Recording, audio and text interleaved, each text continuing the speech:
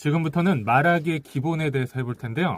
자, 이건 대체적으로 거의 다 적용될 거예요. 유튜브 하실 때나 방송하실 때 반드시 적용하시면 됩니다. 말하기의 기본은 총 5가지 단계로 나뉠 수 있어요. 첫 번째, 발음입니다. 올바른 발음은 발성을 만들어냅니다. 올바른 발음 없이는 올바른 발성을 기대할 수 없어요. 발음이 정확하다는 것은 말하는 사람이 내가 말하고자 하는 내용에 대해 명확한 인식을 하고 있다는 뜻과도 동일합니다. 즉, 명확한 인식 없이는 올바른 발음이 되지 않아요. 자, 올바른 발음이 되지 않으면 자음이나 모음 등이 제대로 되지 않기 때문에 혀가 목구멍을 틀어막는 경우가 되게 생기게 됩니다. 그러면 올바른 발성 또한 이루어질 수 없겠죠. 자, 그래서 발음은 명확한 인식, 그 다음에 발성, 이 2가지를 같이 가져오게 됩니다. 그래서 발음이 첫 번째. 자, 두 번째는 뭐냐? 화술입니다. 화술은 둥근 억양이 있어요. 그리고 포물선 화법이 있죠. 전에 해봤던 겁니다. 자, 이걸 지키기 위해선 첫 글자는 세게 말하고 끝에는 내려준다. 이게 기본이죠. 화술의 기본은 항상 이 포물선 발성, 둥근 억양의 형태로 이루어져야 됩니다. 저희가 지금 수업에 다루고 있는 기상캐스터 대본으로 한다면 둥근 억양이 지켜지지 않는 화술을 해볼 거예요. 내일도 북서쪽에서 찬 대륙 고기압의 영향을 받다가 점차 그 가장자리에 들겠는데요. 발음은 정확하지만 화술이 둥글지 않기 때문에 명확히 들어오지가 않죠. 즉, 포물선으로 되지 않으면 의미가 정확히 들어오지 않는다는 얘기예요. 즉, 첫 글자 올리고 끝에는 내리는 형식으로 둥근 억양을 사용해 본다면 끝에가 올라가면 올라갈수록 반복된 형태가 드러나요. 이게 말이 파도를 친다고 하거든요. 끝을 올려볼게요. 내일도 북서쪽에서 찬 대륙 고기압에 영향을 받다가 점차 그 가장자리에 들겠는데요. 말이 반복되는 게 느껴지죠? 계속 둥글게 돌아가는 형태가 가장 좋아요. 내일도 북서쪽에서 찬 대륙 고기압에 영향을 받다가 점차 그 가장자리에 들겠는데요. 대체로 맑은 날씨가 이어지다가 점차 구름이 많아지겠고, 자, 이렇게 둥글게 이어가는 형태가 눈에 띄죠. 손으로 이렇게 동그라미를 만들어 볼게요. 그리고 이게 탁구공이라고 생각할게요. 자, 그리고 탁구공을 이 손가락 끝에 붙인다고 생각해 볼까요? 자, 이렇게. 그리고 이제 손가락만 남겨볼게요. 얘만. 그리고 내 입에다 갖다 붙여볼까요? 그 다음에 입술을 이렇게 평행선을 만들어 볼게요. 여기에 이제 테이블이 있는 거예요. 자, 탁구공이 올라갑니다. 손만 올라갈까요? 자, 떨어집니다. 평행선까지 앞으로. 자, 앞으로 떨어지고 그리고 계속 상대방을 향해 갈 거예요. 자, 이게 밑으로 이렇게 떨어지면 안 돼요. 평행선 위로도 올라가면 안 돼요. 그리고 이렇게 가다가 공중으로 솟구쳐도 안 되겠죠? 그대로. 자, 이 곡선의 차이는 있어도 돼요. 이게 말의 운율을 만들어냅니다. 땡땡땡 안 가게 한다면 안녕하십니까? 스피치 강사 이정원입니다. 이상하죠? 자, 이걸 평행하게 가볼게요. 안녕하십니까? 스피치 강사 이정원입니다. 자, 이 곡선만 다르게 주는 거예요.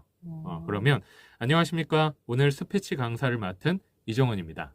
정확합니다. 그래서 말의 운율을 아주 리드미컬하게 만들어주는 거예요. 밑으로 내려가면 말은 떨어지게 돼요. 떨어지니까 내 기분도 떨어지고. 그렇죠. 같이. 듣는 사람 텐션도 떨어지게 되죠. 밑으로 떨어지게 되면 이걸 말을 우리가 버린다고 합니다. 예를 들어 제가 이게 500원이라고 해볼게요. 이걸 던졌어요. 그러면 내가 500원을 돈을 주고 싶으면 이렇게 포물선으로 딱 주면 이렇게 편하게 받을 수 있겠죠. 자, 그런데 제가 이걸 바닥에 딱 던져버리면 돈을 줍는 사람도 공짜지만 기분이 나쁘겠죠. 왜냐면 내가 수그려서 이걸 집어야 되니까. 말도 똑같아요. 내가 청자로서 듣고 있다고 하더라도 말을 버리게 되면 내가 저 사람이 하는 말에 굉장히 신경을 써야 돼요. 그렇죠? 그렇게 되면 되게 그렇죠. 피곤하죠. 그래서 말을 포물선으로 던지게 되면 듣는 사람 입장에서 아주 편안하게 받을 수 있는 거예요. 자, 그래서 두 번째는 이 화술, 둥근 억양의 형태가 굉장히 중요하고요.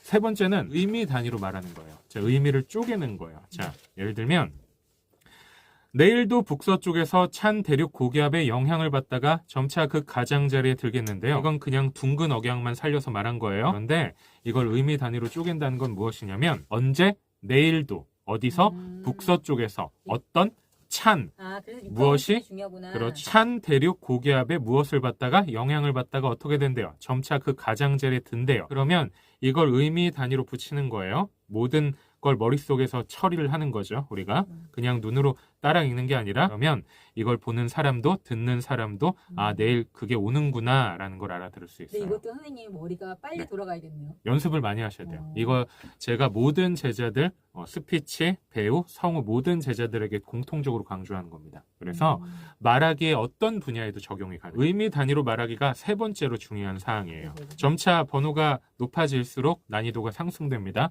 저희가 그래서 수업 초반에는 1번 발음과 발성에 대해서만 다루죠. 그리고 네, 맞아요. 조금 더 넘어가면 화술에 대해서 다루고요.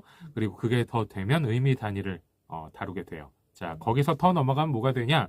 말의 심상화라는 게 있어요. 이건 이제 의미 단위로 말하면서 머릿속에 내가 하는 말을 그림으로써 전달하는 거예요.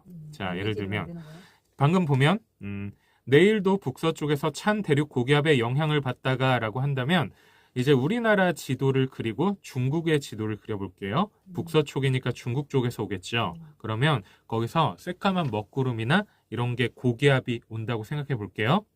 자, 언제? 내일이죠. 이제 머릿속에 우리나라 그림을 그린 다음에 북서쪽을 그려요. 그러면 여기서 뭐가 생긴다? 말의 방향성이 생기죠. 우리나라는 중심에 있고요. 얘는 남의 나라죠. 북서쪽에 중심을 두고 여기서부터 이제 무언가가 오네요. 이걸 명확히 그림을 그린 다음에 의미 단위랑 합칠 거예요. 확실히 그 하면서 되게 도움이 많이 돼요. 그렇죠. 그런 것들이 되게 중요한 거예요. 간단한 문장을 한번 해볼게요.